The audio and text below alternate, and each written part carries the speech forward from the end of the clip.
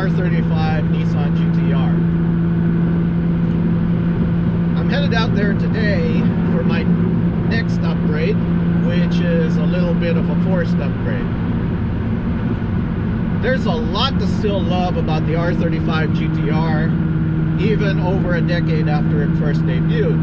There's the smooth and torquey power delivery, the wonderful chassis, the amazing brakes, the modern all-wheel drive system. Even the styling, I think, has aged very well after all these years. One thing that hasn't aged very well is the infotainment system, because even back in 2009, when it first debuted, the system was already lacking some features that would have made it properly cutting edge.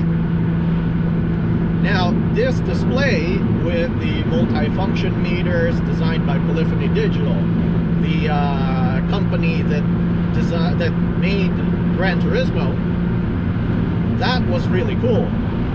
However, some of the basic stuff that the infotainment system had to do, like being an audio system, it kind of failed at. For one thing, it had Bluetooth phone, but it didn't have Bluetooth audio, inexplicably. Instead of having a more flexible USB connector for outside sources, they gave you one of those old iPod connectors. This was pre-Lightning, so you can't even use it for modern phones. And then you have to wonder what kind of troglodyte thinks that compact flash cards are a great way to store your MP3s. I mean, did the pimply kid in Nissan's audio department go, hey guys, nobody really uses cassette players anymore, and the other guys thought that compact flash was the really cutting edge alternative? I mean, seriously. So the system in my car has already been upgraded. A few years back, I got a kit that upgraded my 2010 specification system to the later 2012 and up specification, which added a few welcome features like Bluetooth audio. It also added a USB connector and a slightly higher resolution LCD display. But the upgrade brought its own set of problems, mainly because the audio shop that I took the car to really screwed it up badly. Not only did they manage to scratch up a lot of interior panels, they also managed to amazingly disable the power door locks, which I then had to fix. But the most annoying issue has been that they managed to screw up the harness that came with the kit, so that later on the car developed this really irritating issue where intermittently the driver's side speakers will cut out and just buzz. It's probably hard to hear right now over the road noise and the exhaust, but if you listen closely, you might be able to hear something that sounds like a pack of murder hornets inside my driver's side door. Now, the rest of the car is still amazing, but you have to admit, if you like your music, it really takes away from the driving experience. If you're cruising along and you're trying to listen to some BB Rexa or the Dave Matthews Band, or I don't know, some John Denver, if that's what you're into, and all you can hear in your left ear is the world's worst case of tinnitus. So that's why I'm headed out to California today, to try and get a more permanent solution to my problem, and also hopefully score some nice upgrades. I'll keep my fingers crossed that the install goes well, but more on that later.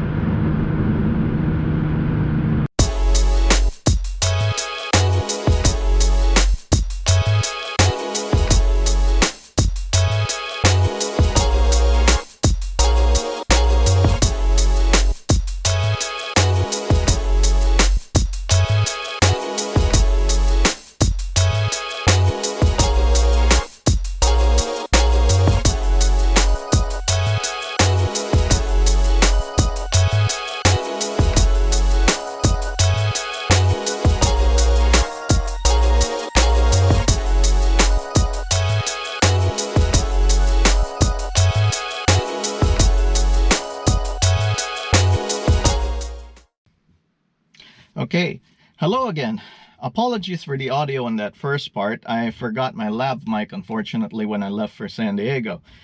Anyway, so this is the unit that I had installed in my R35 GT-R. It's called the T-Rex Tech Pro Kit. It's basically a custom 10-inch Android tablet that replaces the OEM GT-R and multi-function display and AC controls. For comparison, here's what the original R35 MFD and AC controls looked like in my car before the install. Aside from the obvious advantage of having a larger and higher resolution display, the T-Rex unit adds a raft of features that the old R35 system simply didn't support. The old pre-2017 cars didn't have any support for Apple CarPlay and Android Auto. This unit now allows you to use those systems, but since it's basically a full-fledged Android tablet with built-in GPS, Wi-Fi, and Bluetooth, you can just run apps like Google Maps, Pandora, and so on natively on the unit itself. Here's a few specs for you about the unit. It has a 9.8-inch capacitive touchscreen with 1024 by 768 resolution. The chip is a 1.8 GHz Intel 64-bit octa-core unit. The memory is 4 GB of DDR3 RAM with 64 GB of built-in flash memory. And the OS is Android 10. And if you understood all of that, congrats! Welcome to the club. Here's your official nerd card. We'll be having the induction ceremony tonight at the Hotel Coral Essex. I'll be hosting as soon as I can scrounge up enough Star Trek uniforms for the strippers we hired. Now, it's important for me to point out that T-Rex is a US company, but they don't actually manufacture the hardware themselves. The kit is actually based off of a Chinese unit that you can buy independently from T-Rex via online retailers like Alibaba for anywhere from $700 to $1,000. The T-Rex version is substantially more expensive at $1,599, which seems like a huge difference, but you get the massive advantages of warranty and tech support for any issues you might have. Plus, T-Rex loads the unit with customized software that better optimizes it for the R35, along with improved versions of some of the apps it comes with. T-Rex also promises ongoing firmware updates, and you also get a properly written installation guide instead of one that says, "Pleased to be putting manufacturer's godly first-time plug with system plug of matching type and much adoration. Unit will be very enthusiastic upon proper completion." That warranty and tech support immediately came in handy in my case, by the way. My trip to ACG Automotive in San Diego for the install was almost 2 months ago, but the original unit I got developed a fault on the drive home where the bottom half of the screen would totally black out randomly. T-Rex said that it was a problem with the unit itself and sent me a replacement one under warranty. I didn't install my original T-Rex unit myself because I wanted a professional to remove the modified OEM system that I had before, but after swapping the faulty unit out and installing the new one myself, I can tell you that if you have an unmolested original R35 audio system, the process is fairly simple and plug and play. So if you want to do the install yourself, you can certainly do so. I had planned on doing this video sooner, but of course having to wait for the replacement unit and finding time to do the swap myself delayed things. And then after that, I unfortunately got sick over the holidays, pushing things even further back. Anyway, the new unit works perfectly fine, and T-Rex reassured me that this was an isolated event to get a faulty system like the first one I got. They said of all the units they've sold here in the US and in Europe, they've only had one other instance where a similar issue happened. Just my dumb luck, I guess. They were very quick with responding to my tech support inquiry and processing my warranty claim, so no complaints there at least. Oh, before we delve into the system itself, I want to give a shout out to ACG Automotive for the work they put in on this install. The install was expected to be a 2 to 3 hour job since this unit is supposed to be all plug and play. But when they started on my car, they found that there was a part that was missing that they needed. Since ACG knew I had driven a long way from out of town, they tracked one down, but that ate up some time. The guys at ACG then worked overtime, even past their normal closing hours, to make sure the install was done properly and that the buzzing speaker issue that I was having before was eliminated with the new install. They didn't charge me extra for all the additional time it took, and they made every attempt to make sure I was satisfied with the install. So thanks to James and the whole crew at ACG for the excellent service. If you need a good shop in the San Diego area to work on your R35 or other performance car, definitely check out ACG.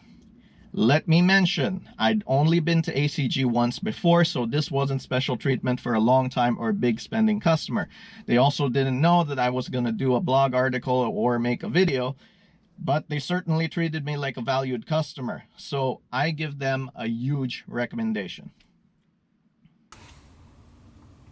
Okay, so let's go over the unit itself so you can see what it's like. First, let's start up the car.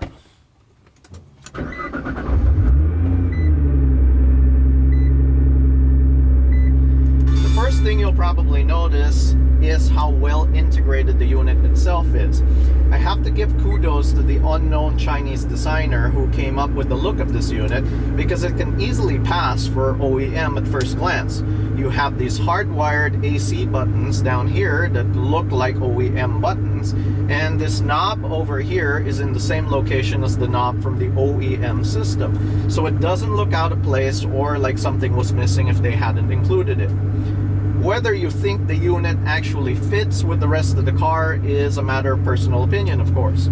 I know I'm not a huge fan of radical alterations to the basic GT-R design, and I was a little hesitant at first, but now that I've had it installed and had time to use it, I think it's a great addition to the car's capabilities, and the well-integrated design still fits with the OEM Plus philosophy if you're on the conservative side of modding.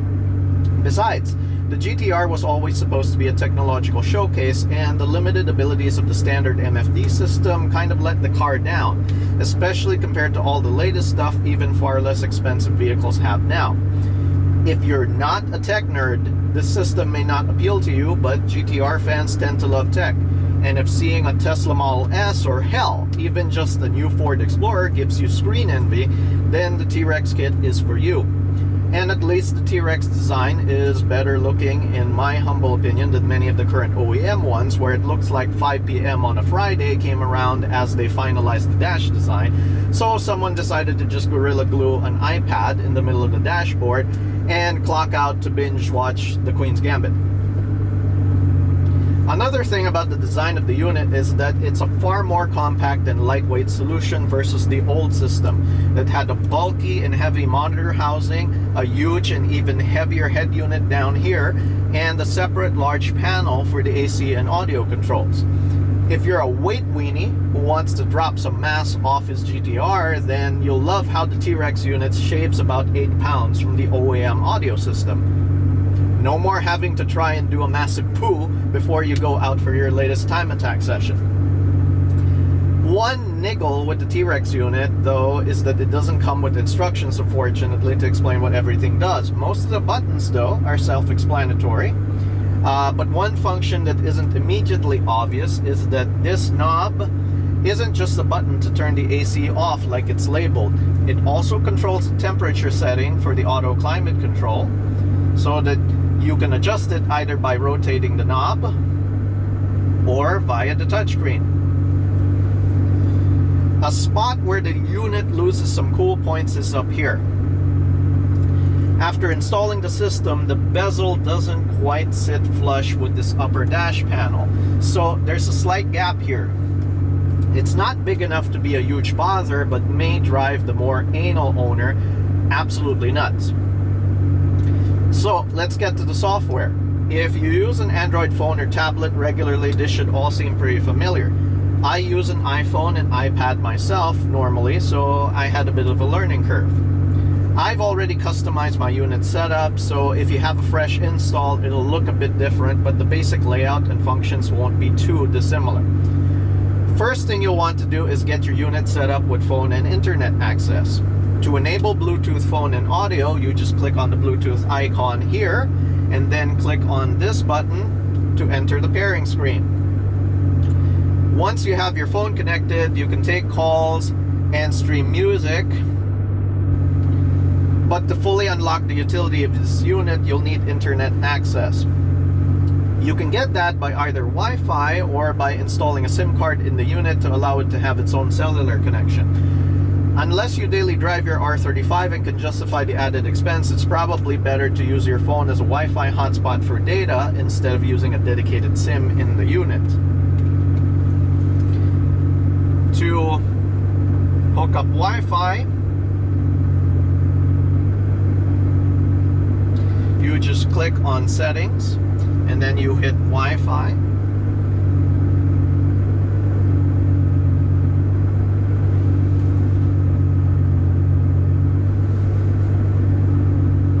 And then it'll look for local Wi-Fi networks. As you can see, it's automatically connecting to my iPhone as a personal hotspot. And now we have internet access.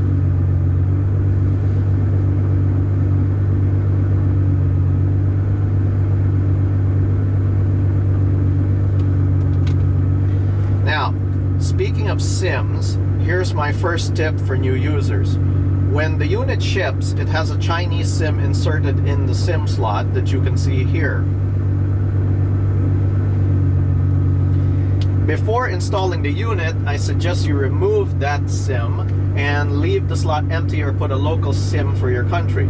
Some apps, especially navigation apps, won't work if they detect you have a SIM that's not from your area. So it's best if you fix that issue during the initial install to avoid having to remove the unit again later to rectify the problem. The SIM settings for the unit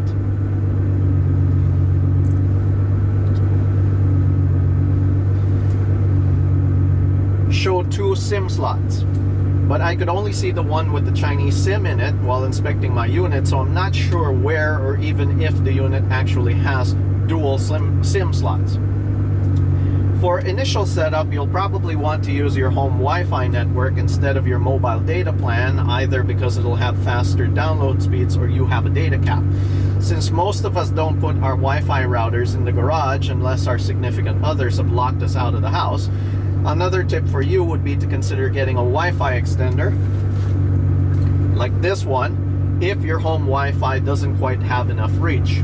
This Rockspace one is pretty cheap on Amazon and has worked well for me. Well, it's not working right now because it's not plugged in, so I could show it to you, but you get what I mean. I'll put links to the products I mentioned in this video in the video description, by the way, if you want to check them out. Now, the unit has a built-in GPS chip that allows it to run navigation software natively.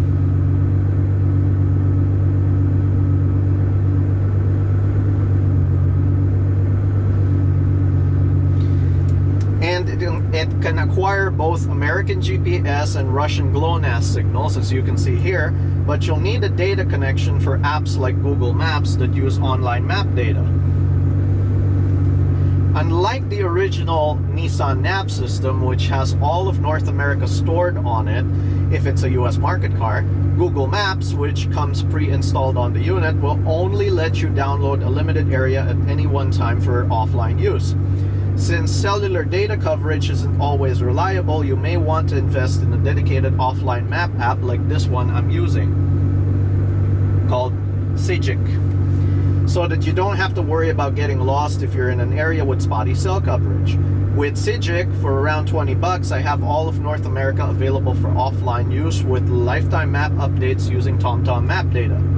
Worldwide maps are available for just a bit more, and it's just as easy to use as Google Maps, so it's a solid alternative if you don't want to worry about always having a data connection. Here in wide open Arizona, if you believe that you'll always have a strong cell signal, then I hate to break it to you, but little wing girls don't trespass into people's homes at night to barter cold hard cash for your discarded molars.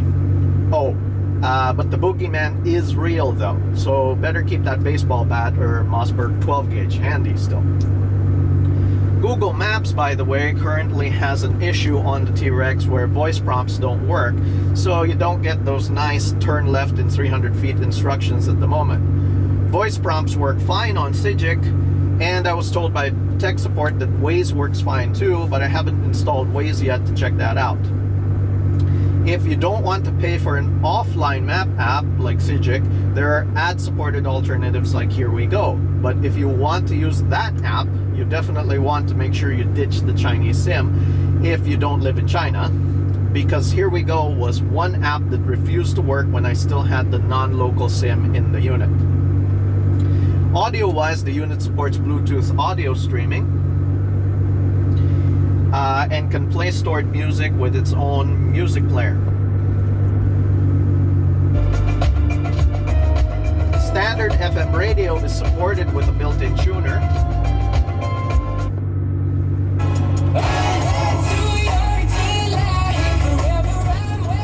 But if you're a Sirius XM fan, you'll have to do without or stick to the OEM Nissan system.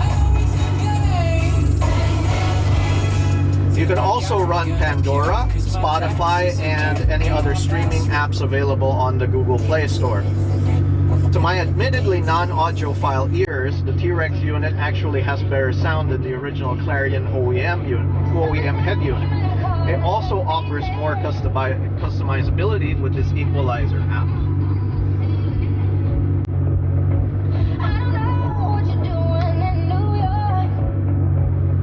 One problem with the audio that the unit has is this low-level buzz that's present when no music is playing. I'm not sure if you can hear it right now because the car is running, but there is this slight buzz that you can hear if there's no music coming from the system. It's a known issue with the unit itself, and T-Rex recommends you install a 4-channel line converter to clean that up. It involves splicing into the harness though that comes with the unit, so a decent level of soldering and electronic skill is needed. They have a guide for the procedure on their website, but I didn't know about it until after my install at ACG was done. I bought a line converter and thought of doing it myself when I swapped the defective unit I had for the new one, but I wanted to be sure the new unit worked fine first and not add further complications by cutting off the harness. Plus, the buzz is only minor and can barely be heard when the car is running. With the music on, it's a non-issue, really.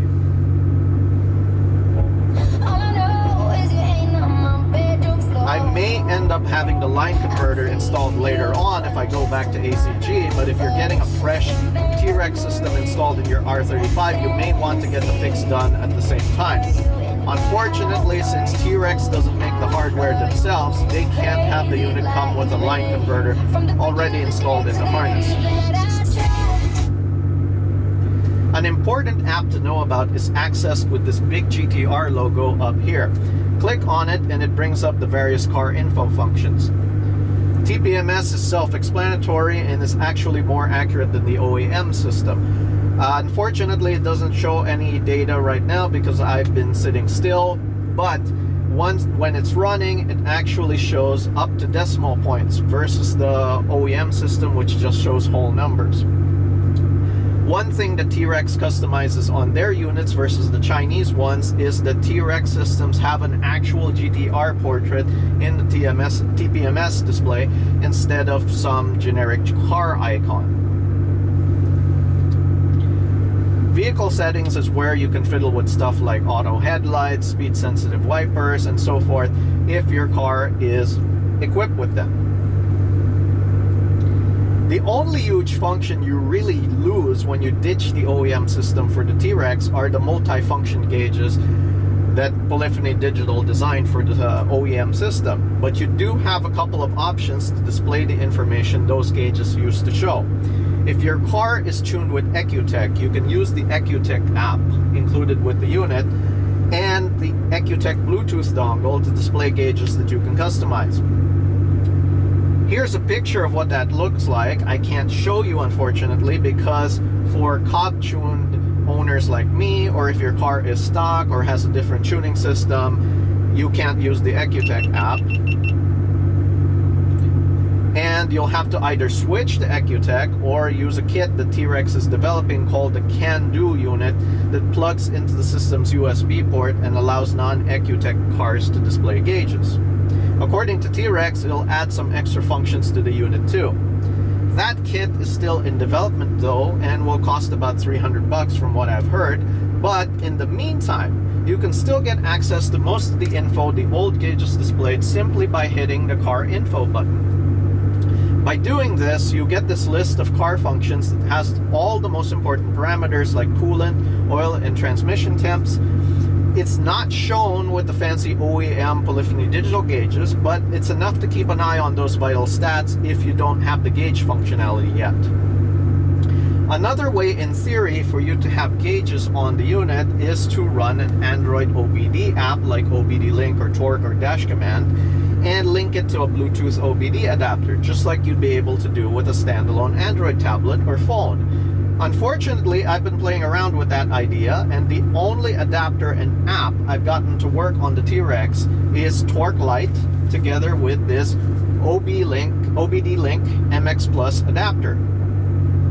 I tried several different apps and a cheaper Bluetooth OBD adapter made by a company called VPeak that had great reviews on Amazon, and they wouldn't connect at all, or in the case of one app together with the OBD Link adapter, they wouldn't stay connected.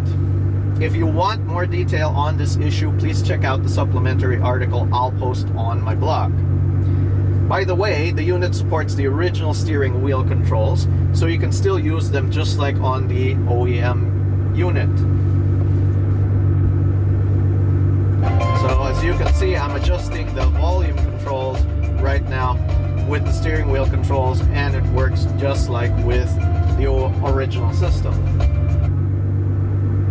A reverse camera is also supported, complete with predictive turn lines.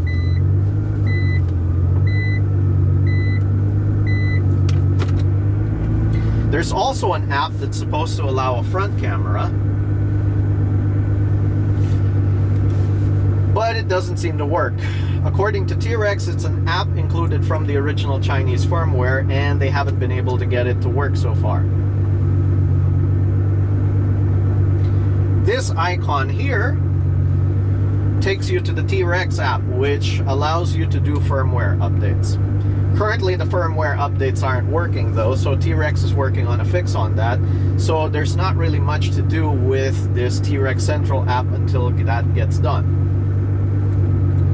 You also have the option of customizing your wallpaper, which is easily done just by hitting this gallery app here. The T-Rex unit comes preloaded with several snazzy images to choose from already, or you can import your own in case you like your sexy anime girls, or maybe you like pictures of ferrets or something.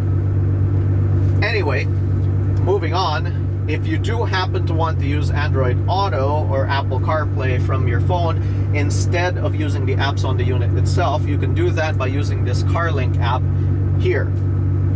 Once you plug your phone into the unit's USB connection, CarLink will start up Android Auto or Apple CarPlay depending on whatever phone OS you have. Now, a high-resolution 10-inch display like this, of course, begs to be used for video. So you can do just that with YouTube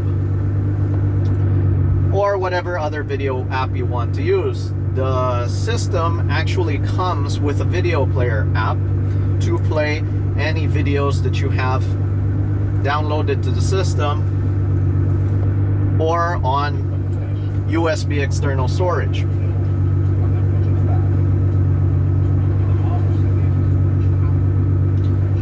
Android games will work on it too, so you can annoy your friends in Among Us while snagging Wi-Fi in the parking lot of your local Barnes & Noble if that's your thing.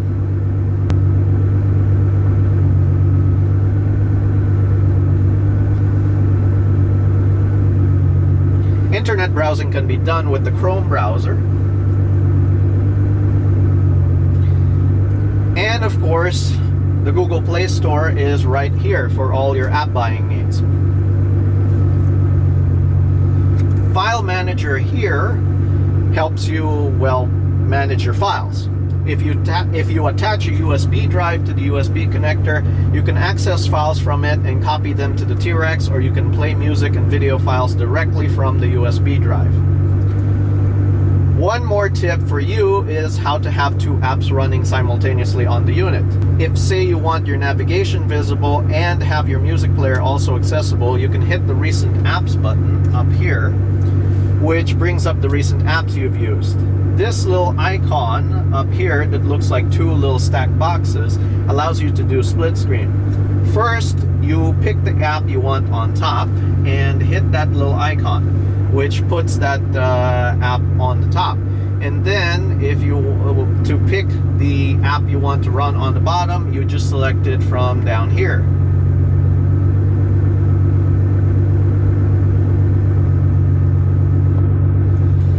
And voila, you have two apps on the screen at once. To close, you just hit this middle bar and then you move it up or down to close whichever app you don't want anymore.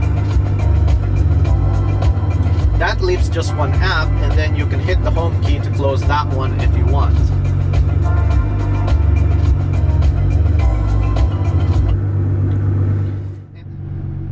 And that's the overview of the unit. So you're probably wondering right now, would I recommend the T-Rex Pro?